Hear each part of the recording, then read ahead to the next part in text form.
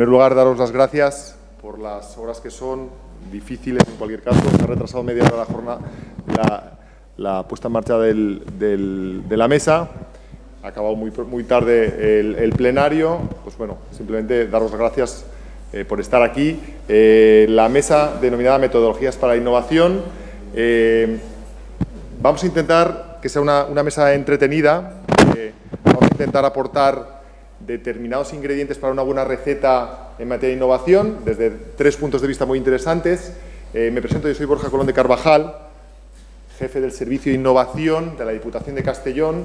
Y como la innovación un poco es el paraguas de todo, me encargo de temas de administración electrónica, transparencia, gobierno abierto, un poco ese modelo aglutinador que ahora tan de moda está en las administraciones públicas, ¿no? La innovación está de moda, pero no todo es innovación. Vamos a intentar un poco definir innovación desde diferentes puntos de vista. No todo es innovación y no todo vale para con la innovación. Ese es un poco el mensaje que queremos dar. Intentaremos, al final de las 3 ponencias, entre todos sacar un recetario de los elementos necesarios como mínimo para tener una cocina con los elementos necesarios para hacer un buen plato innovador, ¿no? Yo, sin más preámbulos, paso a presentar a los ponentes. En primer lugar, a Marta de Miguel. La conocéis todos, analista de la Unidad de Calidad y Racionalización de la Universidad de Zaragoza, dedicada ahora al seguimiento de la puesta en marcha de la Ley de Transparencia, antes jefa de proyectos de Servicios de Información y Comunicaciones de la Universidad de Zaragoza. Estuvo ya en el Congreso en la primera edición, conocida por todos, gran innovadora, y nos va a ofrecer su punto de vista de la innovación desde un punto de vista conceptual y metodológico. Gracias, Marta. Bueno, voy a intentar ponerme de pie, pero si vemos que hay problemas, que se me oye mal o demás, pues ya cambiamos sobre la marcha. Bueno, gracias. Esto tiene puntuación doble. Venirse aquí a estas horas, la hora de la siesta, el café y demás, gracias. Lo que yo voy a intentar hacer en este rato es poner un poco de orden. Y a ver, llevamos un tiempo hablando de innovación, ¿vale? Para algunos a lo mejor es nuevo, pero para otros esto ya empieza a sonar. Alberto decía esta mañana, he traído cosas que tenían una presentación del 2010. Bueno, pues ya llevamos un tiempo, ya se empiezan a oír cosas, ¿no? Pero claro, oímos cosas, yo tenía, y por eso un poco empecé a intentar ordenar un poco, valor público. ¿Dónde? ¿Cuál es el sitio del valor público? Motores de innovación. ¿Pero qué es un motor de innovación? La intervención ciudadana. Bueno, pero sí, pero ¿cuándo? ¿Cómo? ¿Dónde? ¿No? Bueno, pues estas preguntas que yo me hacía de vamos a intentar ponerlo un poco en orden, es lo que voy a intentar transmitiros esta tarde. Y lo primero es, vale, estupendo, estamos en una mesa de metodologías de innovación pública. ¿Y qué es innovación pública? Pero es que aún encima le hemos añadido otra palabra adelante, que es metodología, porque hablamos de metodologías de innovación pública. Bueno, pues eso es mi presentación. Empezamos. Innovación pública. A mí me gusta mucho una definición que utiliza Mulgan, que era un señor muy listo, hay gente muy lista por el mundo que tiene la mente muy clara, y Mulgan dice, la innovación pública apela o es a que las nuevas ideas funcionen en la creación de valor público. Y vamos a destripar qué diablos dice Mulgan. En esta simple frase está conceptualizando lo que es la innovación pública, porque utiliza 3 conceptos, 3 palabras: novedad, realización y valor público. Primer concepto, novedad. Las ideas, Mulgan dice, apela a que las nuevas ideas, ¿vale? Si estamos hablando de innovación, tiene que haber novedad. Puede haber mejora, puede haber muchas cosas y todo está bien. Proyectos de modernización también está bien, pero si no hay novedad, no es innovación, ¿vale?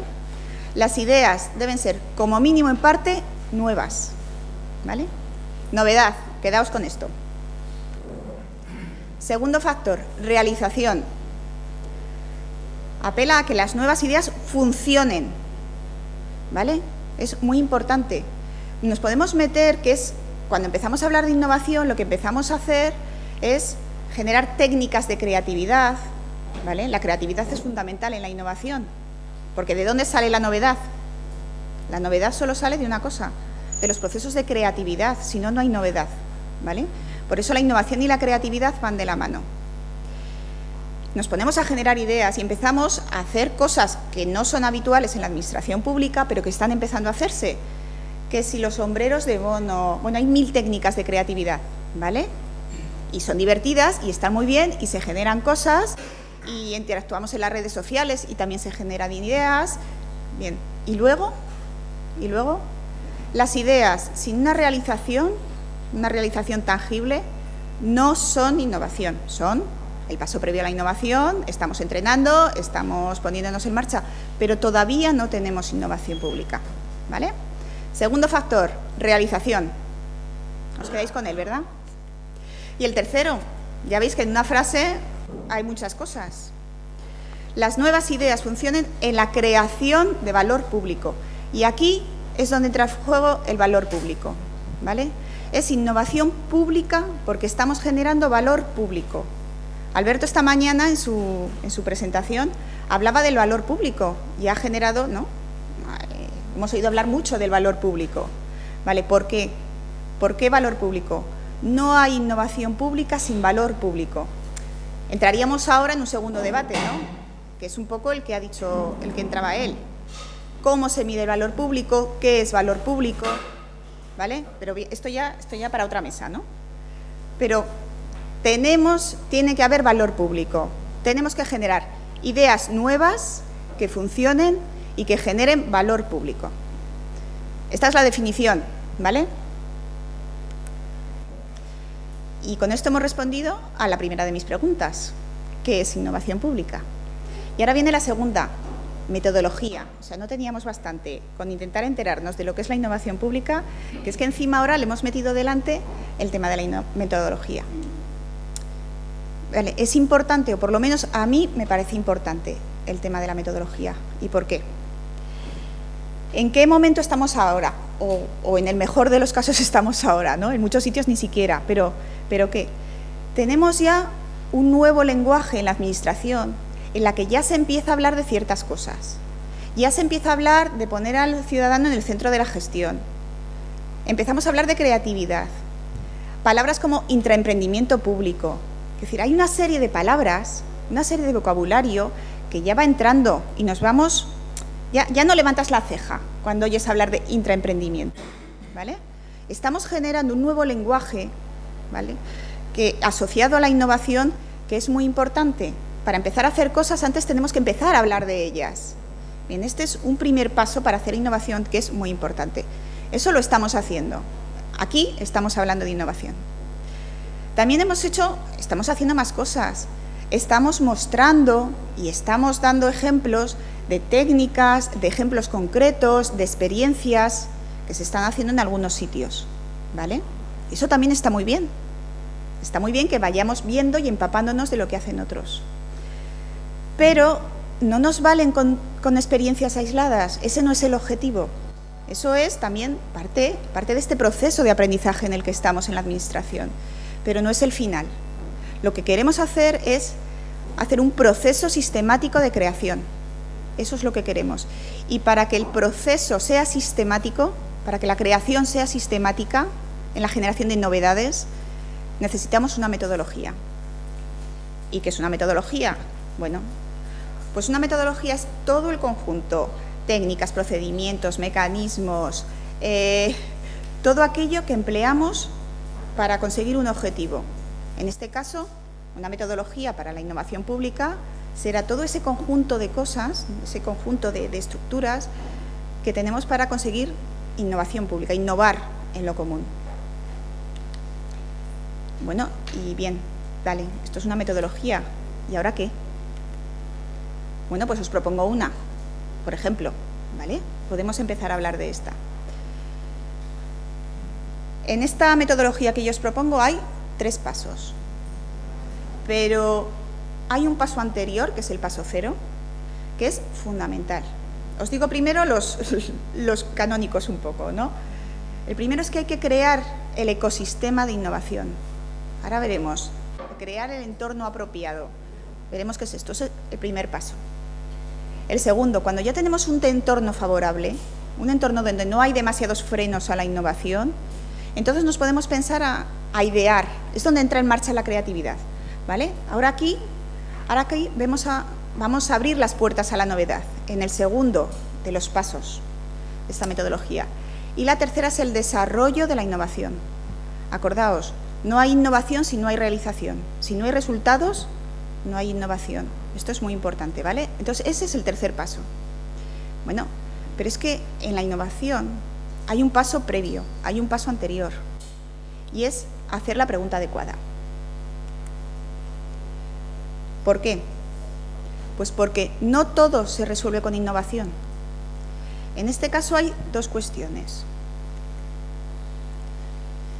¿Qué tipo de problemas vamos a resolver innovando? ¿Vale? Yo qué sé, pues una cuestión que funcione perfectamente, que esté dando un servicio al ciudadano, que no haya ningún problema, podemos plantearnos si podemos hacerlo más barato, si podemos mejorarlo en cuanto a tiempo, si podemos, pero no nos lo plantearemos como un proceso candidato a innovar. ¿Qué es un proceso candidato o un problema candidato a aplicar innovación? Lo que en la literatura se llama los problemas malditos. Esas cuestiones recurrentes que siempre vuelven, que siempre están encima de la mesa, joder, otra vez estamos con esto. Ese tipo de cosas que vuelven, que no se resuelven, son las candidatas a decir, aquí tenemos que hacer algo distinto, hay que hacer algo nuevo, ¿vale? Entonces, primero, ¿a qué tipo de problemas lo aplicamos? Y segundo, muchas veces el problema es que no hemos hecho bien la pregunta, ¿vale?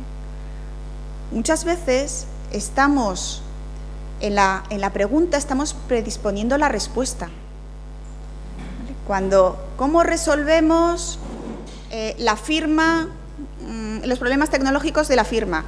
Bueno, en esto ya estás enfocando un tipo de respuesta, ¿vale? A lo mejor hay que preguntar y repreguntar de otra forma.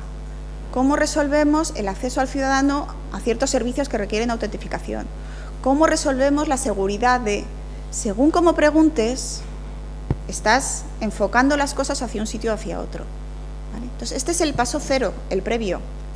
Ahora ya veremos cómo respondemos, pero el primer paso sobre qué preguntar y cómo preguntar es importante. ¿Vale? Ya hemos localizado algo que nos da muchos quebraderos de cabeza, algo que no hay forma de resolver, algo que tal y decimos, venga, esto ya vamos a meterle mano de otra forma, vamos a hacer algo distinto. Y entonces nos planteamos si nuestra organización es un ecosistema, tiene un ecosistema apropiado para la innovación. Porque si no empezamos a trabajar en esto, nos vamos a ir dando contra muros. A ver, esto da para mucho, quiero decir, esta parte del entorno de innovación, el ecosistema de innovación, ¿vale? Pero, resumiendo, hay dos tipos de factores que influyen en crear un ecosistema de innovación. Uno es los que tienen que ver con la organización en sí, los factores de contexto. Son todos esos valores que se empapan en la organización, la cultura de la organización, ¿vale? La cultura organizacional. La cultura de la organización tiene trampa, y os cuento. Cuando empezamos a hablar de valores de innovación, de cuáles son los valores para la innovación, y empezamos a hablar de ser propicios al cambio, de aceptar la diferencia, de poner al ciudadano ciertos valores, bueno, pues está bien, quiero decir, todos los aceptamos. No creo que haya nadie en esta sala que dijera que no, ni siquiera en casa cuando volvemos. El problema de los valores de una organización es cuando chocan con otros valores. Es cuando hay un choque cultural en la organización, y es cuando de verdad empezamos a tener problemas. Aquí la trampa es pensar que los valores buenos son los de la innovación y los valores tradicionales son siempre malos y hay que suprimirlos. Y os pongo un ejemplo. Un valor de una cultura en la administración tradicional, tal y como la conocemos, por ejemplo, es esta cultura del trabajo bien hecho, del técnico. Los técnicos cada vez van tomando más valor, el valor técnico, el del especialista, ¿vale? Cada vez necesitamos más seguridad a la hora de tomar decisiones, más informes, más trabajo técnico, tienes que ir al que sabe, el saber. Bien, pero esto, en muchas ocasiones, que esto es bueno, esto es muy bueno, conocer muy buen en tema y trabajarlo bien, esto es muy positivo. Pero claro, en la innovación estamos hablando de experimentar, de abrir las puertas a la posibilidad de fracaso, de la posibilidad de equivocarte. Pues aquí tenemos dos valores positivos que pueden chocar. Y entonces es cuando tenemos un problema. Cuando los valores que se contraponen, los dos son buenos, son positivos. Esto en cuanto a cultura de la organización. Luego hay otro tipo de factores, los factores individuales, ¿vale? Los factores que afectan a las personas. Se hablaba esta mañana también, ¿no?, del cambio emocional, no solo de un cambio racional, sino de un cambio emocional. Bueno, pues ese tipo de factores emocionales son los factores individuales que influyen en crear una cultura de innovación. Con esto hemos creado ya una cultura de innovación, ¿vale? Tenemos un entorno apropiado. El segundo paso, ¿vale? O sea, ya estamos todos preparados. Tenemos un problema que no sabemos qué hacer con él, un problemón. Tenemos a la gente preparado con una cultura y unos valores asimilados de cambio, proactividad, etcétera. ¿Vale? Pues ahora vamos a ponernos, ¿no?, a generar novedades. Y en esto entramos en el tema de los motores de innovación, ¿vale? ¿Qué es un motor de innovación? Un motor de innovación es esos elementos que hacen que se generen novedades en el sistema. Es lo que hace que en el enfoque sistémico lo que se dice es que se excite al sistema, ¿vale?, para provocar cambios. Vamos a tenerlos de 4 tipos: el motor superior, el interno, el lateral y el exterior. El motor superior. Si queremos ver nuestro problema de otra forma, necesitamos mantener una mirada global. ¿Y esto cómo lo conseguimos? Cuando alguien desde fuera nos ve, ¿vale? Es necesario que alguien que podemos pensar como superior, una mirada exterior, nos diga cómo ve ese problema que estamos intentando resolver. Y en este sentido son fundamentales las colaboraciones público-privadas, cuando de verdad son colaboraciones. La relación con el mundo académico es importante, que parece que lo tenemos de lado, o las relaciones con otras instituciones europeas, las comunidades autónomas, los ayuntamientos, etcétera. Otro motor de cambio, otro factor que nos ayuda a cambiar, el empleado público, es el motor interno, ¿vale?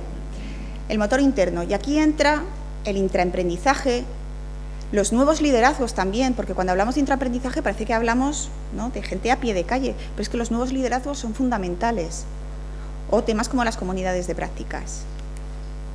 Los motores laterales, hay que copiar, tenemos que empaparnos de lo que hacen otros, que puede ser gente muy parecida a nosotros o puede ser gente muy, muy distinta. Aquí tienen sentido pues las redes de conexión, este tipo de congresos y todo el trabajo con las redes sociales. Y el último motor, el último de los factores que nos ayuda a cambiar son los agentes externos, ¿vale?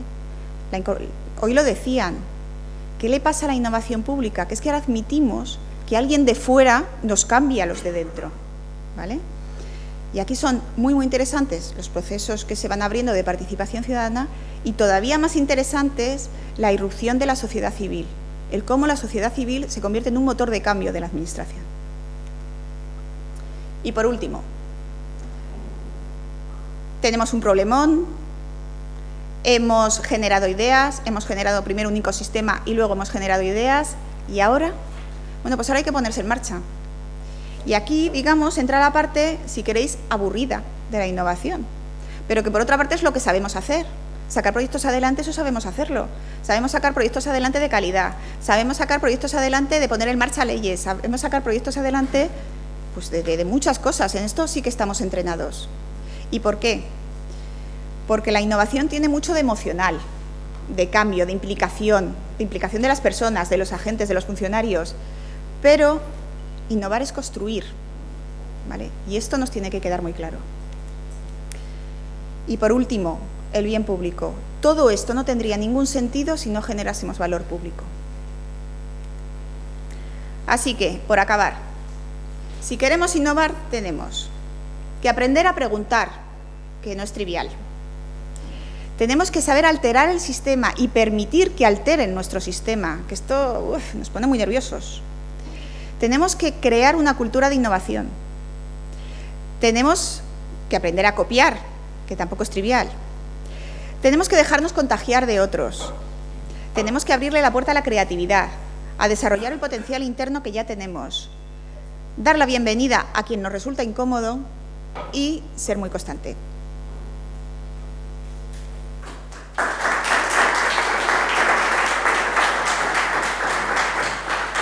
Muchísimas gracias Marta, nos ha encantado tu ponencia, interesante la metodología que lleva detrás y podemos aprender mucho. Yo simplemente traigo un dato para dar paso a Sara. Hablábamos que la innovación está de moda.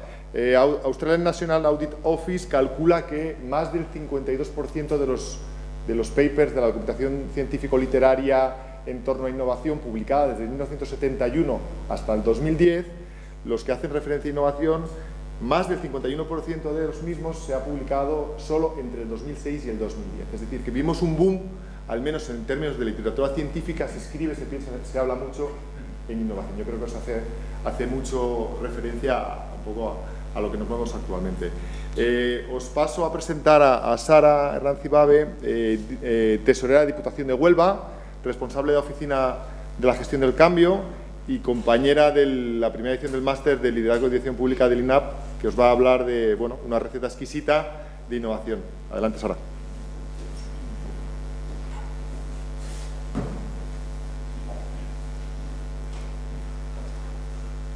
Bueno, buenas tardes a todos. Yo también me voy a poner de pie porque estoy más cómoda así.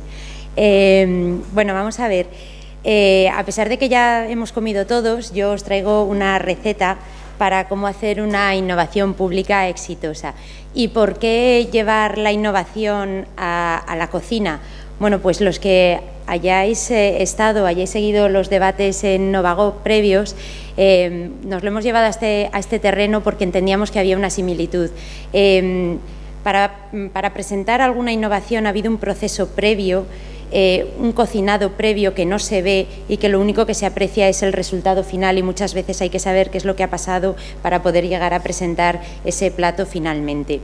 Y en segundo lugar también hay otro motivo, porque una receta, porque todos sabéis que cuando nos dan una receta no a todos nos sale lo mismo, cada uno la cocina, cada uno le da un toque, a unos les sale un poquito mejor, a otros les sale un poquito peor. Entonces con esto quiero decir que os voy a dar una receta, nuestra receta. Eso no quiere decir que no la podamos compartir o vosotros no podáis añadir algunos elementos distintos. Y a lo largo de la receta os voy a ir contando algunas pinceladas de cómo ha sido el proyecto más o menos innovador que estamos llevando a cabo dentro de la Diputación de Huelva.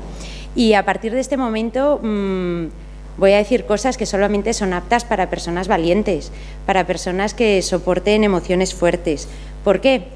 Porque, pues si queréis algo verdaderamente arriesgado, algo apto para personas aventureras y apto para personas que resisten emociones, eso es innovar dentro de nuestras organizaciones burocráticas tradicionales. Innovar en Apple está chupado. Innovar en Tesla con un montón de recursos, con una organización que está enfocada para eso, pues no tiene tanto mérito como atreverse a innovar dentro de nuestras organizaciones jerárquicas con esta estructura tan burocrática, ¿no? Entonces, la pregunta del millón es cómo pasar de este cocido tradicional madrileño que estamos cocinando hasta ahora y cómo lo convertimos en nitrógeno líquido, ¿no? Pues eso es un poco el kit de la cuestión, ¿vale? Bueno, entonces vamos a empezar a cocinar y lo primero que necesitamos son los preparativos.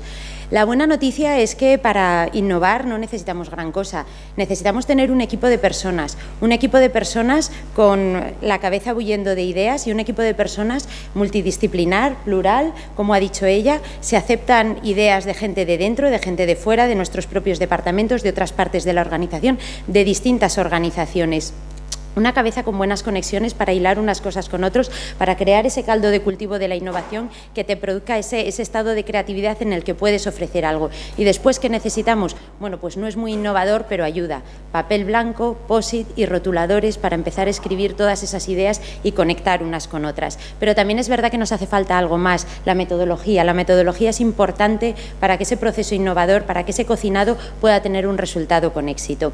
Y mirad, de aquí en la ponencia he querido traer traer algunas de las frases o algunas de las opiniones que la gente que ha estado interviniendo en los debates ha dicho, por si luego queréis que volvamos sobre ello, ¿no? En este caso, Paco Rojas dice que hay que atraer la innovación a las instituciones, hay que formalizarla y hay que institucionalizarla de alguna manera dentro de nuestras administraciones públicas.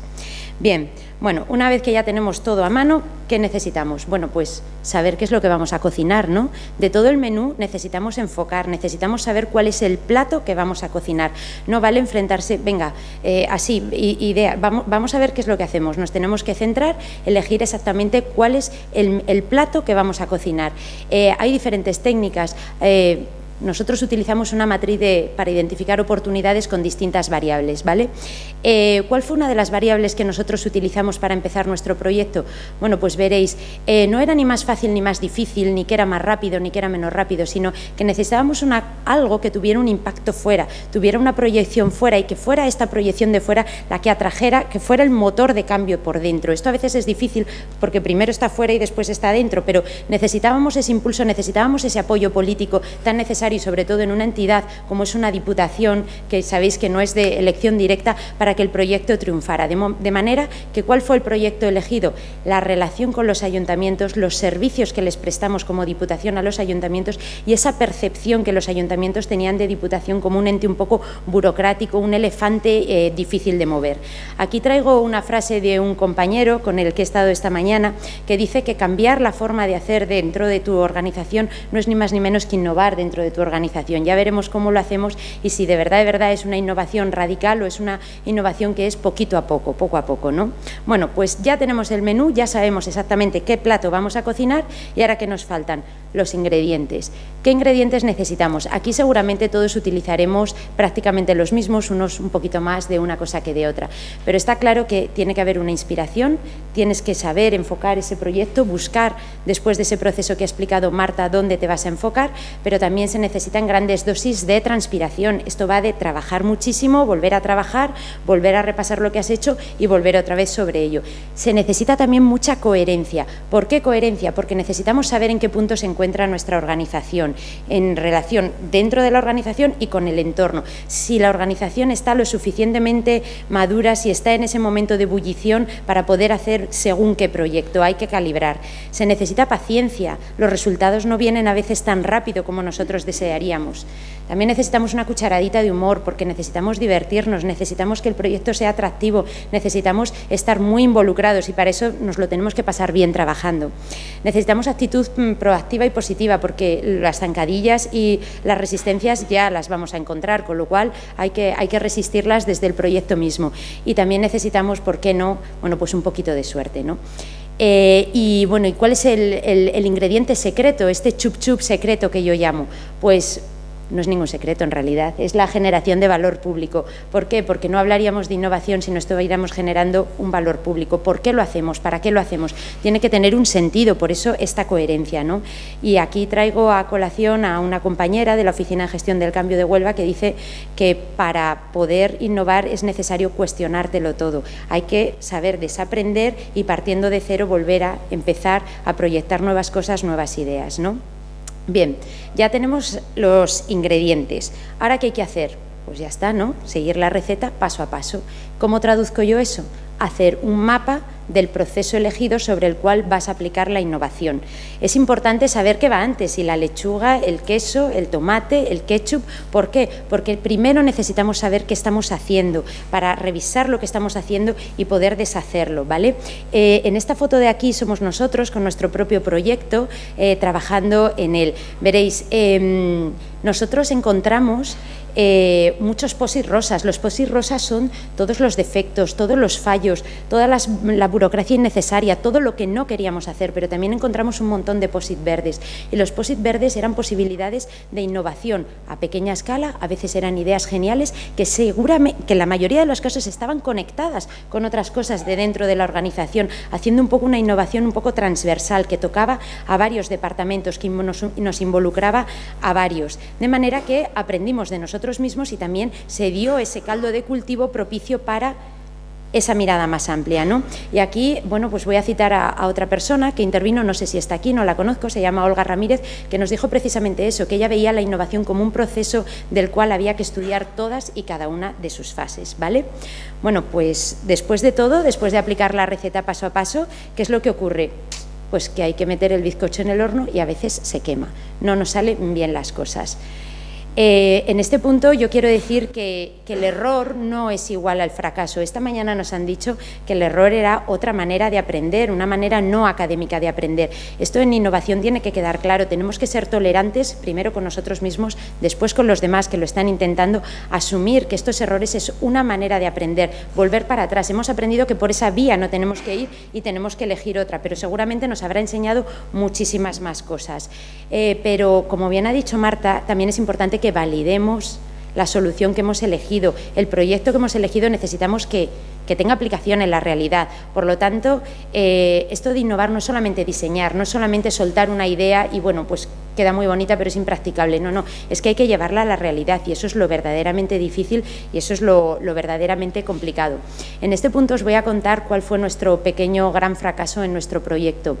Nosotros mismos, en esta relación, en este nuevo ámbito de relaciones con nuestros ayuntamientos, fuimos nosotros los que definimos cuál iba a ser nuestro estándar de calidad, definimos cuál iba a ser nuestro éxito del proyecto y definimos qué entendíamos nosotros que era generar valor público. Bueno, pues nos equivocamos. ¿Por qué?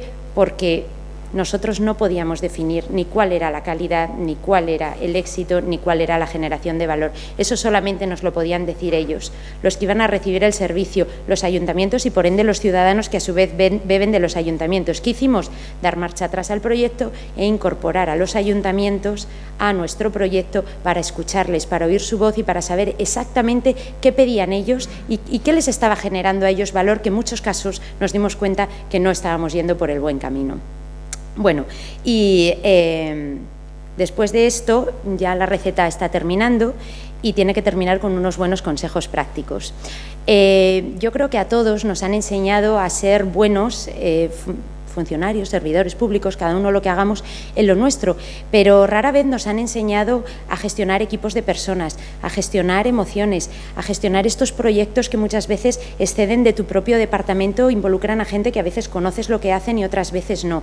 Entonces, los consejos que yo, si me lo permitís, os puedo dar es que hay que gestionar bien los egos porque siempre hay gente que entiende que esto le va a restar poder, que le va a restar de esta posición jerárquica en la que solemos estar dentro de las administraciones.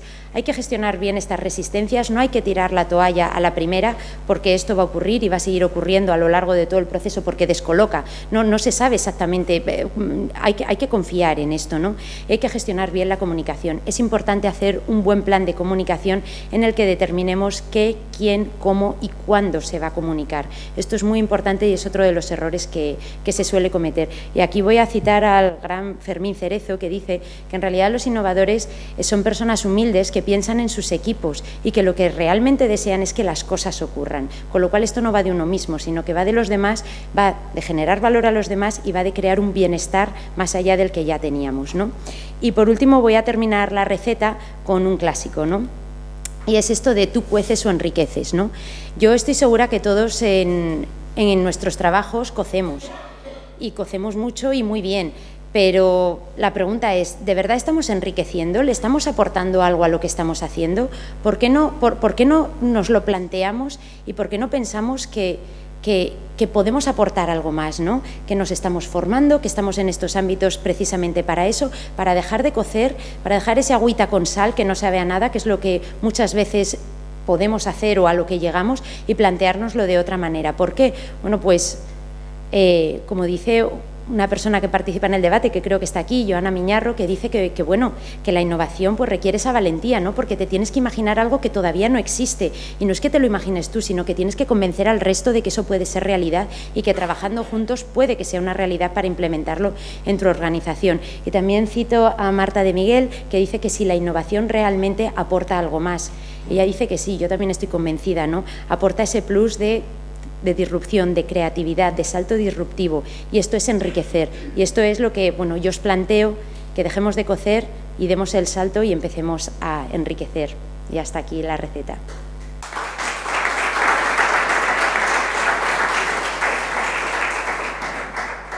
Ya empieza a oler bien esta mesa. Un poco por desmitificar la figura del innovador, parece que sean los más guays, un congreso en La Laguna. Me gustaría citar 3 líneas de Schumpeter en el año 1942. El investigador dijo literalmente: el emprendedor o empresario innovador obedece a un tipo de individuo fuera de lo común por su vitalidad y por su energía, incluso ante fracasos temporales. El innovador no es un inventor. Este último es generalmente un genio, un técnico científico amateur o de profesión. El emprendedor crea mercados para los inventos de los genios. El innovador se destaca además por su perseverancia y por su ambición, no por su genialidad. Es decir, los innovadores son más unos currelas al servicio del interés público que no unos genios iluminados. Por lo tanto, eso también hay que tenerlo en cuenta. Por último, os presento a Igor Lugic, innovador de las nuevas tecnologías, especialista en seguridad informática, gerente de Enigmasec, que nos va a arrojar algo de luz del futuro de las Smart Cities y un poco el miedo que da este control de las máquinas sobre las ciudades, ¿no? Exacto. Adelante. Antes de empezar, una pregunta. ¿Quién de aquí cree que la tecnología puede ser peligrosa? Que levante las manos. Peligrosa. Venga, mano. Muy bien. O sea, poquita gente. Me alegra saberlo. Y una última pregunta, si nos despertamos, ¿cuánta gente de Canarias, solo por curiosidad, que están aquí? Hostias, qué bueno. Vale, muy bien. Pues yo vengo de la empresa Enigmasec, como decía Borja. Nosotros somos una empresa disruptiva, como se suele decir, que está de moda, y nos dedicamos a romper cosas. De hecho, nos pagan por romper la seguridad de las empresas. ¿Cómo funciona? Pues te dicen, oye, nosotros tenemos una serie de cacharros conectados, está en nuestra red, nosotros venimos con nuestro equipo, evaluamos cómo se encuentra el estado y a partir de ahí simulamos ser un cibercriminal, un atacante, y a partir de ahí sacamos una radiografía de cómo está la empresa en el tema de la seguridad informática. Y a mí me hicieron una pregunta hace poquito y me decía una periodista, creo recordar, de cuál es mi mayor miedo. Y mi mayor miedo es justo este, es hacia dónde vamos. Vamos hacia una Smart City, si se fijan está mal tachado, que tenía que haberlo tachado mejor, pero a mí me gustaría que fuese una ciudad Secure City, es decir, que tengas la seguridad como principal objetivo. Y ahora mismo hemos visto cosas, de hecho, cosas reales, de que están sucediendo en el mundo y están vulnerando la seguridad de ciudades, incluso países. Y es un tema que tenemos que tener en cuenta, que a la hora de innovar está muy bien lanzarse, pero como no tengas la seguridad por defecto en ese esquema de innovación, vamos a arriesgar incluso vidas. Y no quiero ser malo dramático y que asuste, pero ahora entenderán mejor mi ponencia. Entonces, vamos a hablar sobre Smart Cities. Os voy a enseñar una apocalipsis digital real, una demo que espero que funcione y una conclusión. Por lo tanto, cuando me dijeron, oye, tienes que hacer esta mesa, me hice la misma pregunta. ¿Qué es la innovación tecnológica para mí, para mi punto de vista? Y yo soy una persona muy llana, muy simple, o eso quiero pensar. Y para mí es simplemente que la tecnología tiene que ser cómplice de que mi vida o que viva mejor que ayer. Simplemente así. Y listo una serie de cosas que parecen chorradas y que son cosas que ya tenemos como por defecto, pero para mí trabajar desde cualquier parte del mundo y estar con mis seres queridos, pues es una gran ventaja de la tecnología. O no hacer colas en administraciones públicas. El otro día fui a sacar una firma digital y la verdad es que en los tiempos aquellos tardabas al menos 3 horas y hoy, ese día tardé 10 minutos. Con lo cual, esa parte de innovación también me gusta. O escoger la mejor ruta cuando voy en el coche y no tener que tragarme los atascos, o aparcar y no tener que buscar cambio, sino desde mi móvil pagar la aplicación, que en Las Palmas tenemos Zona Sur. Y aparte, pues tener la conectividad con los servicios que utilizo en mi ciudad, sea chorradas como restaurantes, hacer reservas, es decir, que mi vida sea fácil. Sin embargo, ahí viene esta parte que os quiero trasladar también, que es la parte preocupante, es decir, ¿qué damos a cambio de todas estas comodidades? Porque hay una importante adversidad a la que nos enfrentamos. La Smart City, yo no sé ustedes, pero esto es lo que yo pensaba de pequeño, que los coches iban a volar. ¿Se acuerdan Regreso al Futuro, la segunda parte, que fue el aniversario, creo recordar, hace poquito? Y los coches volaban. Pero sí es cierto que si hacemos un hincapié, los drones dentro de poco se están imponiendo y cada vez van a haber servicios de ese tipo, supuestamente de mensajería, que incluso vamos a ver drones por la ventana entregando pizzas y cosas por el estilo. y vamos hacia un tema autónomo, por ejemplo, el tema de los coches que mencionaba la compañera de Tesla, que se autoconducen. Es decir, estamos generando de verdad una ciudad futurista. Yo les aseguro que hace 20 años, si alguien se transporta a día de hoy, alucinaría con todas las cosas que hemos conseguido. Entonces, volviendo a la Smart City, la parte un poco aburrida y cómo es la arquitectura de la Smart City, empieza desde abajo con sensores, es decir, simplemente son cacharros que se conectan a una red y están ahí para medir. Y mide todo tipo de cosas, desde la temperatura, la calidad del aire, eficiencias, 1000 historias que se colocan estratégicamente en puntos en la ciudad, y eso reporta a través de una base de datos y a varias infraestructuras críticas, y eso a la vez se procesa una Big Data, que a partir de ahí ya los operarios de los ayuntamientos y demás periferias organizativas públicas se pueden conectar y tomar decisiones inteligentes. Pues, oye, si vemos que hay mucho atasco en una zona, tenemos que desviar el tráfico hacia el otro lado. Si vemos que la calidad del aire está peor que nunca, pues tenemos que alertar a la gente y que vaya a velocidades inferiores, por ejemplo, cosas por el estilo. Eso es hacia dónde estamos yendo. Pero no es porque es una moda innovar y que Smart City que sea un tema cool, como se suele decir, sino porque tiene un sentido, y es que cada vez somos más personas en el planeta, las ciudades no se van a sostener si no implementamos esta tecnología, y al fin y al cabo el ser humano es la peor amenaza que tiene este planeta, y eso lo sabemos. Más coches, no usamos muy bien el tema del agua, las energías, todo eso hay que optimizarlo y meterlo en esta Smart City que conocemos. Un ejemplo, yo no sé si alguno ha oído hablar de Masdar. A ver, manos arriba, Masdar. ¿Alguien ha oído hablar de Masdar? Es el ejemplo que suelen utilizar mucho para el tema de la Smart City. Está en Abu Dhabi, está a 15 minutos del aeropuerto, y la característica principal es que, aparte de que ha costado un pastón, y los árabes sabemos que tienen esos recursos, han diseñado la ciudad desde cero, como si fuese una perfección de una Smart City. Y es sostenible, tiene su propia energía, no causa polución. El tema de los coches, si se fijan, yo no sé si se ve bien, que creo que sí, tienes como unos transportes autónomos sin conductor, que dejas tu coche en una zona donde están todos los coches y a partir de ahí ya te transportas en estos cacharros que no contaminan y te dejan en tus puestos de trabajo y demás. De hecho, hay gente que vive aquí a día de hoy, hay casi 40.000 personas que están viviendo en esta ciudad y más de 50.000 que pues se intercambian porque viven en Abu Dhabi, viven en Dubái y van a esta ciudad. Y entonces os invito, por si alguno quiere profundizar en este tema de la Smart City, que cojan como ejemplo Masdar y que vean un par de vídeos, porque está bastante interesante. Con que pongan Masdar en YouTube ya verán los ejemplos. Entonces ya viene un poco la parte de la preocupación que os trasladé al principio, que son los desafíos de esta Smart City.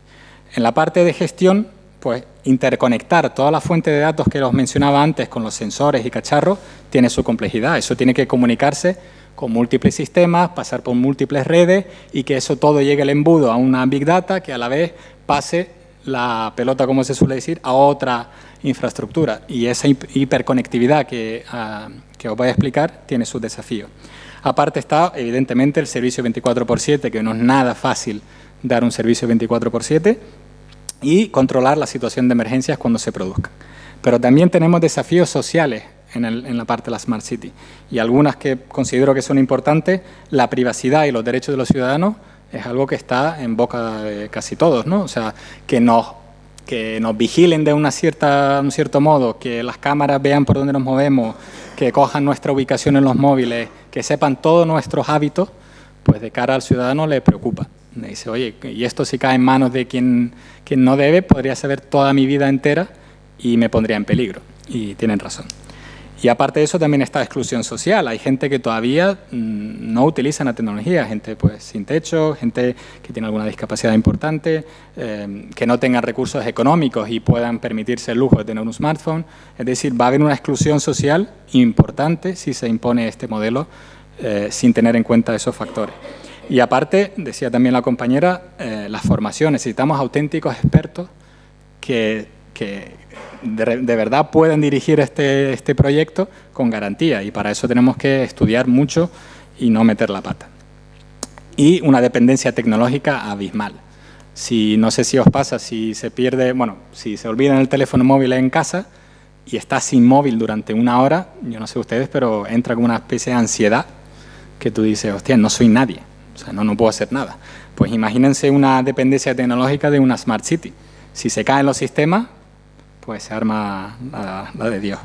Entonces, la hiperconectividad que decía, no me quiero meter aquí mucho con este tema, pero la complejidad desde el punto de vista de seguridad es cómo hacemos que todo esto interconecte y que a la vez pase por cada de las zonas o cada de las puertas de forma segura, a través de cortafuegos, etc. Y muchas veces en el mundo real que vivimos, la seguridad es secundaria. Es, oye, funciona, que tenga conectividad, ya nos preocuparemos después cómo arreglamos esto. Y en el tema de las Big Data es lo mismo, es decir, alimentamos sin medir, casi solo queremos recolectar datos. Tú recolecta, que ya veremos cómo reutilizamos esto después. Si alguien accede a esta información, podría sacar absolutamente todo, porque es la norma general, es tu captura, como dije, ya veremos después. A su vez también se impone en el mundo comercial el Internet of Things o los wearables, los gadgets. Todos tenemos pulseritas que nos dicen lo mal que estamos haciendo el deporte, al menos en mi caso. Y tecnología wearable, por ejemplo, que te dice, pues no sé, tu índice de masa muscular, cacharros, neveras que se conectan a Internet, 1000 historias que simplemente están ahí conectadas.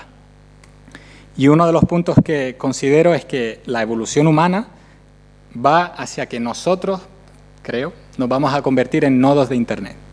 Entonces nosotros mismos vamos a ser un nodito que está conectado. ¿Por qué? Porque vamos a transmitir tanta información individual que va a ser impresionante, sobre todo desde el punto de vista médico. Pues si alguien tiene un marcapasos, va a estar conectado con el hospital y que el médico pueda ver si, pues, si estás mal de corazón y no tienes que acudir ahí, que te salte una alarma, cosas por el estilo. Y todos esos cacharros van a estar conectados y es lo que está pasando. Y esto es lo que se produce. Vamos a estar hiperconectados. Y aquí no vamos a saber ni quién te atacó, ni cómo te atacó, ni cómo cogió la información. Vamos a perder mucha visibilidad, que es uno de los factores que nosotros en Enigmasec, por ejemplo, asesoramos a las empresas. Si no tienes visibilidad y no mides quién te está atacando, no tienes seguridad. Pregunta para otra vez despertarnos. ¿Alguien conoce a Anonymous? ¿Le suena? Anonymous, manos arriba. ¿Quién cree que son, vale, quién cree que son héroes? Héroes. ¿Solo 2 personas? 3. Vale. ¿Quién cree que son villanos? No, aquí hay trampa. O sea, tiene que ser o héroes o villanos. Bueno, yo ahí no voy a responder, pero lo que os quiero demostrar y decir es que hay ciertos actos, sean vandálicos o no, eso ya que cada uno saque sus propias conclusiones, que siendo activista te permite, pues, ser disruptivo, mucho más radical que de otra manera. Un ejemplo claro, Anonymous, por ejemplo, cuando pillaron a 3 personas del grupo asociados al Anonymous, la Policía Nacional los encarceló y el grupo estuvo a la Policía Nacional con todos los sistemas caídos el 12 de junio del 2011 durante más de 2 horas. Y esto a priori, pues vale, 2 horas Policía Nacional, sin página web, sin comunicaciones, pero eso es caótico en realidad. Lo que pasa es que de cara a nosotros no le demos tanta importancia.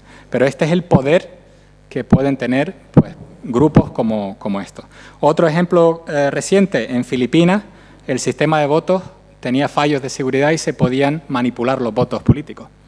Pues Anonymous fue uno de los autores en hackear este sistema y demostrar a la sociedad que se pueden manipular los votos en un país a la hora de elegir su candidato. Con lo cual, imagínense las posibilidades que tienen estos grupos a influenciar en nuestra sociedad. Pero aquí no queda la cosa, porque aparte de activistas y demás, se une, pues, mafias, cibercriminales, servicios secretos, ejércitos, ahí podemos incluso rusos, ucranianos, hay de todo, que se dedican a cometer, pues, ciberdelitos, ya sean financiados por X, ahí no voy a entrar, pero sí que quiero que tengan en cuenta este incidente. Y este incidente fue el 26 de abril de 2007, en Estonia, también lo podéis buscar en Google. Es muy importante porque es el primer incidente que se reconoce como una ciberguerra total. Y resultó que todo esto empezó por reubicar una estatua de bronce de un soldado de Tallinn. El gobierno de Estonia, saben que con Rusia se separó, y cuando decidieron mover la estatua hacia el territorio de Estonia, pues digamos que a los rusos no les gustó mucho esa decisión. Y lo que ocurrió, aunque no hay pruebas de ello, porque esto es lo peor de todo, esto es silencioso. Estas guerras es muy difícil que tú digas quién te está atacando. Porque aunque aparezca una IP de Rusia, puede ser un tío de Las Palmas. No tiene nada que ver, tú te pones tu IP y estás atacando y dices, esos son los rusos y los chinos, pero no sabes quién te está atacando. Y en este caso de Estonia, tuvieron 3 semanas a todo el país, sin ningún tipo de servicio de administración pública, ni uno, todos caídos. Imagínense las consecuencias. Medios de prensa, nada. Internet prácticamente no funcionaba. Bancos sin línea y sin servicio. Y la gente, cuando tú le dices que no puede sacar dinero, le mosquea. Aparte las universidades y aparte otros servicios que derivan de todos estos, de estas cosas. Con lo cual es un tema que tenemos que tener en cuenta y que esto puede pasar y ha pasado. Algunos casos de infraestructuras críticas. Y por aquí va también para que vean un poco los casos. La compañera me decía antes, oye, yo te voy a pasar el USB para la presentación. Y digo, ah, pues muy bien. Pues en el caso de Stuxnet, que es el primero que os quiero comentar y no hay mucho tiempo, este ataque fue diseñado supuestamente por Estados Unidos e Israel y fue para manipular y atacar infraestructuras de centrales nucleares en Irán. Y esto se hizo a través de un pendrive. Y ese pendrive fue infectado, manipulado, multiplicado masivamente, y ahí ya no sé cómo llegó a pincharse dentro de una central nuclear iraní, pero ocurrió. Ya sea pues un topo, ya sea, eso ya es otro tema a debatir. Pero cierto es que cuando este operario, esta persona enchufó ese USB en una central nuclear, que evidentemente no debería estar conectada a Internet, provocó que este gusano sobrecalentase partes de la central nuclear. Y eso puede provocar una fusión nuclear, puede provocar un montón de daños, imagínense las consecuencias. Y esto es real, documentado. Pero aparte de eso hay pues el tema del agua, manipulación de raíles en trenes, plantas químicas, toda una serie de cosas que están conectadas a Internet para su facilidad. ¿Se acuerdan de la tecnología que es cómoda y que queremos administrar desde nuestra casa y no tener que viajar y tanto? Pues todo ese mundo que hemos creado alrededor y esa comodidad nos va a costar bastante caro y está costando caro. Entonces voy a hacer una demostración. Nosotros cuando hacemos demostraciones pedimos y rezamos a un Dios para que no nos fallen, y va a fallar porque voy a través de mi móvil, la batería está mal, pero bueno, a ver si funciona. Otra cosa, antes cuando hacíamos estas demos podíamos llegar a, sin maldad, enseñaros cosas mucho más jugosas. Ahora por el tema de la legalidad, si lo enseñamos me van a encarcelar si salgo por esa puerta, porque esto se está grabando, etcétera, etcétera. Con lo cual mi demo se va a quedar bastante castrada, por decirlo de alguna manera. A ver, vamos allá. Bueno, esto es Shodan, esto es una página web que ustedes mismos esta tarde en casa la podéis abrir, se llama Shodan, y es como una especie de Google que indexa cualquier cacharro que esté conectado a Internet. Si se fijan, neveras, a ver si se cambia, bueno, centrales eléctricas, porque es lógico que estén conectadas a Internet, por supuesto, todo tipo de cacharros. Entonces, vamos a hacer una búsqueda, hice un poco de trampa, ya lo hice antes por la noche, para que no me pillasen, y vamos a buscar una IP, que esto se puede hacer una búsqueda mucho mejor. A ver si funciona, los dioses están con nosotros. Sí. No results found. ¿Ves? Los dioses ya no están. A ver. Hacer una demo en directo. Tenemos la...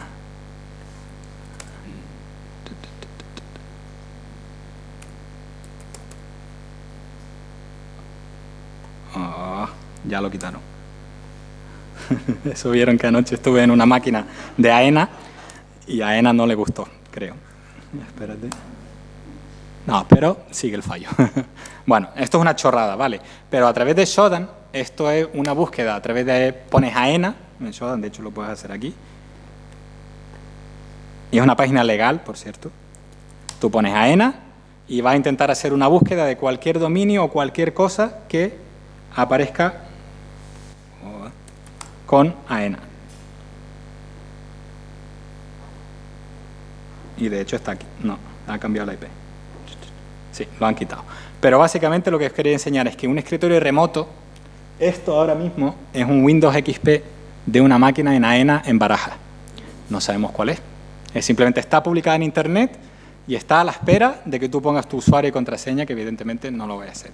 Las técnicas que existen de ataque es que tú puedes automatizar por fuerza bruta usuarios y contraseñas hasta intentar entrar en la máquina. Pero aparte de eso, siendo Windows XP, ¿alguien se acuerda que Windows XP ya está retirado? Manos arriba, ¿quién lo sabe? ¿Por qué está retirado? Ya no hay parches de seguridad, ya no hay nada. Hay fallos que se llaman sticky keys, que se puede automatizar y a través de simplemente una serie de combinaciones en el teclado puedes hacer atajos y llegar a la ayuda de Windows XP y a través de atajos ejecutar una shell, como se suele decir, una consola, donde ya eres dueño y señor de esta máquina. Y ustedes dirán, bueno, pues tampoco es para tanto, un Windows XP, no pasa nada. Una vez que tú ya eres dueño de esta máquina en AENA, por ejemplo, ya puedes moverte lateralmente en la red.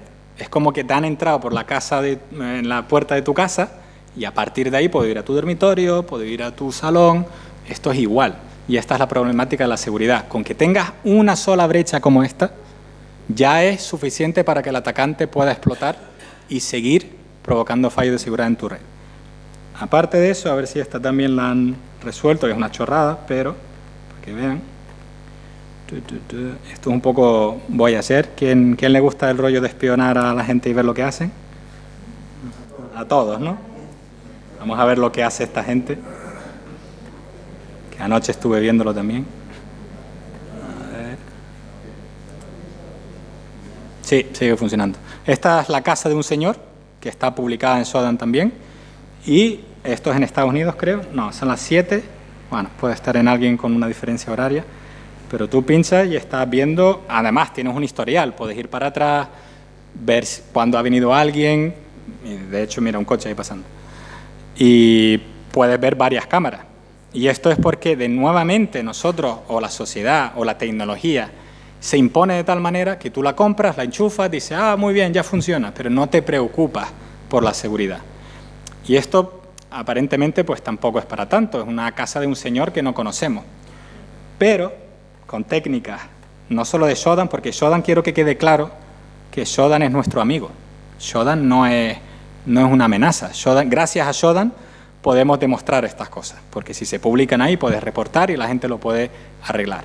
Pero los cibercriminales van mucho más allá y saben hacer las cosas mucho mejor. Pero la última cosa que os quiero enseñar, y con eso, a ver, es que podemos hacer búsquedas de, oye, Shodan, quiero que me enseñes webcams de Las Palmas. Y él te dirá, tú tranquilo que ahora te enseñaré a ver si hay algo. Y hay una, pero esta creo que no funcionaba. Lo que os quiero decir es que puedes incluso dirigir, como decía de AENA, como decía, puedes poner pues, el gobierno de Canarias, puedes poner una infraestructura o un país o una ciudad y hacer búsquedas, que se llama crawling, y puedes decir, pues búscame ciertos puertos abiertos, búscame que esté en Las Palmas, búscame pues que tenga esta vulnerabilidad incluso. Y a partir de ahí ya tienes un planteamiento para ataque. Y volviendo a la charla,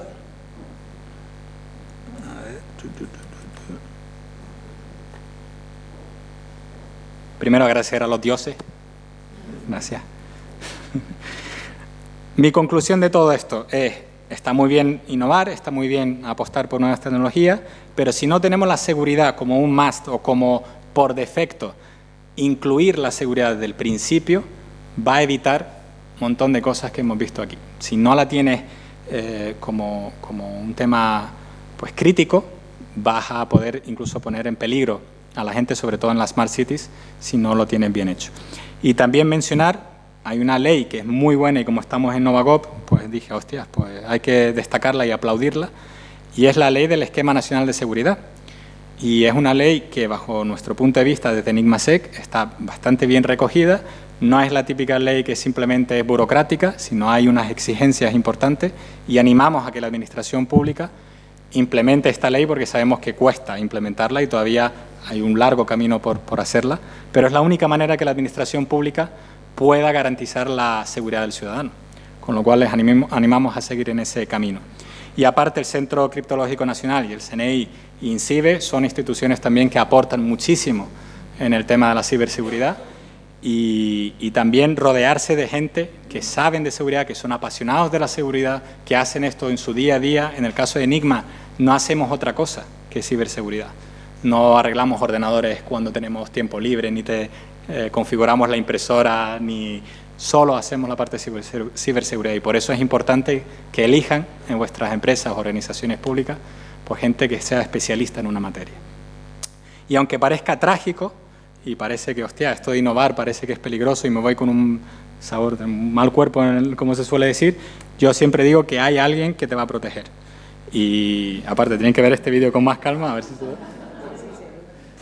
Eso es brutal. Y siempre va a haber alguien, sea la institución pública, fuerza del Estado, gobierno, sector privado, y estamos aquí para ayudarle. Muchas gracias.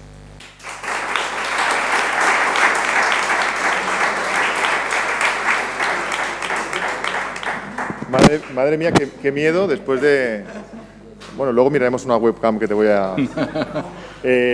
Tenemos 7-8 minutos para preguntas. ¿Alguien tiene alguna pregunta que pueda formular? Sí. Sí, no tenemos micro.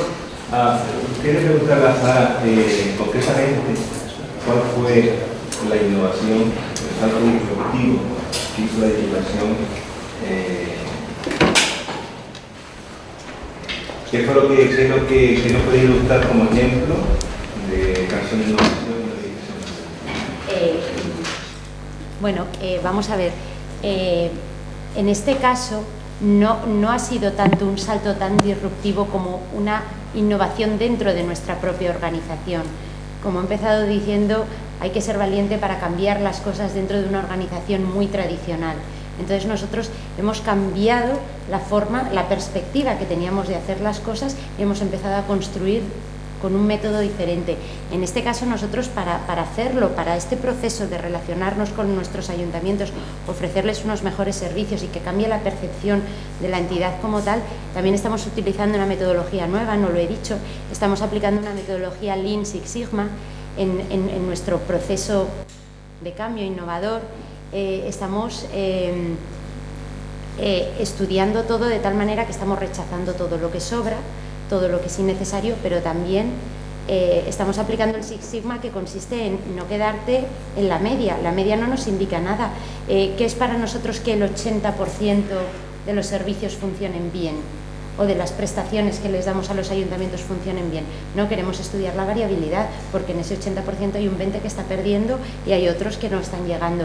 Entonces es un poco cambiar la metodología de trabajo, cambiar la metodología e introducir, puede que no sea muy innovador en sí mismo, pero sí es innovador para una organización excesivamente burocrática, muy tradicional, muy jerárquica, en la que se trabaja por silos, por compartimentos estancos, y entonces para nosotros lo más innovador fue establecer un sistema de trabajo absolutamente transversal en el que en algún punto intervenían todos los servicios y de alguna manera que está todo interconectado. Queremos conectar el conocimiento que tenemos dentro de la casa sobre toda la provincia, pero además que ellos nos aporten, cada uno desde su punto de vista, y poder hacer que haya datos para tomar decisiones, no cada uno desde su prisma, sino que se tenga una globalidad. Gracias por la pregunta y gracias por la respuesta. ¿Alguien tiene alguna duda? Sí, por favor. Dos. Yo quería hacerle una pregunta a Igor por lo que has comentado. La inversión en innovación va en una línea, o ha ido en una línea, y en cambio la inversión por seguridad o ciberseguridad ha ido hacia otro lado, o no al mismo ritmo quería saber si en la ciberseguridad hay innovación, o si se puede hacer innovación en la ciberseguridad. Es una pregunta compleja. Bajo mi punto de vista, sí. De hecho, en Enigma estamos tratando de innovar de cómo responder ante un ciberataque. Yo creo que ese es el punto innovador de las empresas como la nuestra, y tienes que saber muy bien cómo se comporta un atacante. Por lo tanto, tu manera de responder ante un ciberataque en una infraestructura crítica va a medir tu nivel de expertise, como se suele decir. Es decir, si no tienes una estrategia de innovación y, digamos, mecanismos que identifiquen que estás comprometido en tu sistema, no estás innovando. O sea, es muy difícil hacer seguridad con una checklist, como solemos decir. No vale solo con parchear tu Java y actualizar Windows y tener un antivirus, sino que tienes que ir más allá y tienes que innovar en sensores, en comportamientos, en comportamientos anómalos dentro de la red. Y ahí sí que viene una parte innovadora de cómo consigues hacer eso. No sé si te he contestado. ¿Las recetas que daba la compañera te sirven? Bueno, sí y no. Sí y no. En principio yo creo que cada empresa es un mundo, cada institución también es un mundo, aunque parezca que todo es, que vivimos bajo el mismo umbral de la tecnología, yo creo que es distinto. Y el tema de los presupuestos, inversiones, pues para uno invertirá más, para el otro invertirá menos, en otro tendrás que innovar más y en otro menos. Todo depende del cliente que tenemos en EnigmaSec. ¿Sí había otra pregunta por ahí? Actualmente en la misma línea, Hostia. lo que quería comentar es, dado que Sara y Marta han comentado muchas veces, y que innovar es novedad y generar valor, mi pregunta sería, aplicar toda esta innovación dentro del esquema nacional de seguridad, ¿sería innovación? Es que para mí todo lo que sea innovar en que mi vida es más segura, ¿Sería innovación? por supuesto. ¿Generaría valor? Sí, por supuesto. No sé si sé que soy contundente, pero bajo mi punto de vista, yo creo que todo lo que es mejorable es innovar. Si mi sistema está vulnerable y puedo causar muertes y gracias a una innovación de seguridad evito muertes, es una gran innovación para la humanidad. Sí, ¿teníamos alguna pregunta más por allí? Un segundo solo. Un segundo solo. Yo creo que lo que hay en el trasfondo de tu pregunta es no solamente el esquema nacional de seguridad. Lo que hay un poco en el trasfondo, que es lo que está un poco allí, es aplicar una ley, es innovar, ¿no? Sea la del esquema nacional de seguridad, la de transparencia o cualquier otra. Yo creo que hay un enfoque muy interesante. A ver, cuando sale una ley transforma la administración. Y esto es así. O sea, la ley de transparencia ha transformado la administración. Y gracias a que hay una ley y un desarrollo normativo y hay una obligatoriedad de hacer cosas, se empuja. Bueno, perdona que interrumpa, yo lo siento, el sector privado va a comerse al público y yo veo que la administración pública sí es cierto todo lo que dice, pero a la hora de empujar una ley del 2007, sí. Yo veo que todavía hay casos que ni siquiera está hecha. Pero es que las leyes tecnológicas está casi 10 años. El esquema nacional de seguridad, y podemos meternos también con la administración electrónica, que también, ¿no? Sí. Hay un tema ahí de tecnológicos y tecnócratas que no encaja bien. Pero independientemente de eso, es verdad, quiero decir, cuando sale una ley, normalmente es un motor de cambio dentro de la administración. O sea, tú antes hablabas de transparencia y te decían, ya. Ahora vas con transparencia y mira, es que tengo esta ley, es que me tienes que dar esta información. Y se da, y sale adelante, ¿vale? ¿Qué es lo que pasa? Hay temas en los que la ley va por delante de la organización. Y hay otros temas en los que la organización, la sociedad civil, etcétera, van por delante de la ley. Entonces, una ley es innovadora o no en función de quién empuja a quién. Pero desde luego la ley es un motor de cambio dentro de la administración, sí. Yo tengo que también responder. La parte de la ley, y os quiero hacer una pregunta. Cuando hay, por ejemplo, un atacante, vamos a decir, de Tailandia, que ataca una infraestructura de Tenerife, la ley o la fuerza del Estado, ¿cómo actúan? ¿Dónde se produce el ataque? Desde Tailandia, con lo cual, pero la infraestructura es de Tenerife, con lo cual tenemos que hablar con Tailandia. Pero es que resulta que cuando se conectaron a través de la máquina de Tailandia, el ataque provenía de Rusia, con lo cual Tailandia y España a la vez tenemos que ir a Rusia y hablar con Rusia porque esto es una legislación rusa, el origen del ataque se produce desde ahí. Ustedes saben que es casi imposible frenar, sobre todo de mi mundo, yo no sé de vuestro mundo, yo sé el mío bastante bien, y es que es casi imposible regularizar e implementar una ley que frene la parte de ciberseguridad, es casi impune. Y de hecho pregúntenselo a la Guardia Civil, a la Policía Nacional, al Interpol, al CNI, a quien quieran, y os van a decir lo mismo. Con lo cual, la parte de la ley en nuestro campo no os va a proteger. Y ahí lo dejo. ¡Tototón! Vamos a ir todos de aquí, que vamos con un mal cuerpo. No, lo siento, pero es así, si no investiguen. Y aparte, la parte de la moneda digital dificulta aún más porque están generando dinero que no se puede ni siquiera interceptar con los Bitcoin. Esto ya es imparable. ¿Queda una pregunta por ahí por responder? Una triple pregunta, ¿vale? Una duda, una consulta y otra también. Me he recordado sobre Shadow al terror que me quedé la verdad. Sí, sí. La segunda es para Marta, perdón, para Sara. Has dicho que utilizáis Link, ¿no? Vamos, pregunto una duda de medio. Normalmente Link se utiliza la innovación para conceptos de alto riesgo y levantar la actividad con dificultades, ¿no? Así que todo es muy cambiante. La administración pública es totalmente lo contrario. ¿Cómo que se utiliza esa metodología? Y la tercera, para Marta o Sara, da igual. Cuando hablamos de innovación y de aplicación de la innovación, la duda que siempre tengo yo, también lo hago, se supone que me digo esto, es siempre si empezar desde todo, o desde un núcleo pequeñito, y partirlo más de, ¿no? De top down o bottom up. En vuestros casos, ¿qué ha sido más práctico? Y en vuestra experiencia, ¿qué ha funcionado mejor? Ahí lo dejo. Yo esto Vale. Bueno, nosotros estamos, todavía no hemos terminado el proyecto, ¿vale? Estamos comenzando. Nosotros necesitábamos recoger datos en principio porque de muchas de las cosas que hacíamos no teníamos datos, entonces no conocíamos tampoco la variabilidad. Cuando hemos empezado a tomar datos es cuando hemos estado viendo que según qué tipo de servicios, bueno, pues según, como todo esto depende de las personas, pues según había mucha, entonces hay algunos que están perfectamente tasados, que los teníamos identificados, que sí, que sabíamos, pero había otros que no. Entonces, claro, al haber tanta dependencia, tanta, no digo arbitrariedad en el ejercicio de la función, sino un poco pues este descontrol que a veces tenemos dentro de las administraciones, que esta mañana hablaban de desorganización y de tal. Entonces, ha sido una forma de empezar a poner puertas al campo, empezar a medir y en función de esas mediciones, esos resultados que vamos obteniendo, entonces hacer esa... Pero el proyecto no está terminado, ¿vale? Estamos en ello. Te contesto yo a la otra.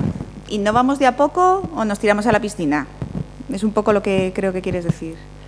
A ver, si tú tienes un desierto, tienes todas las condiciones, toda la conjunción de astros del mundo que te deja construir una ciudad inteligente de cero y tienes el presupuesto y lo tienes todo, lánzate y construye la ciudad entera.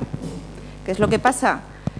Nuestras administraciones, con su historial, sus dinámicas, sus antigüedades con escudos en las paredes del 1500 no sé cuántos y demás, tienen tantas resistencias internas y estructurales que es muy difícil que te encuentres con que tienes el apoyo político, tienes un presupuesto, tienes un montón de gente dentro capaz de llevar cosas fuera, tienes una demanda ciudadana que te justifica esas acciones.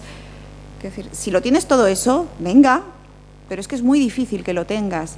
Entonces, está el efecto contagio que hay que aprovecharlo. Si consigues hacer pilotos que movilicen otro tipo de cambios, empieza por ahí. Sintiéndolo mucho, no hay tiempo para más preguntas. Agradeceros vuestra asistencia y nos vemos estos días por aquí. Gracias.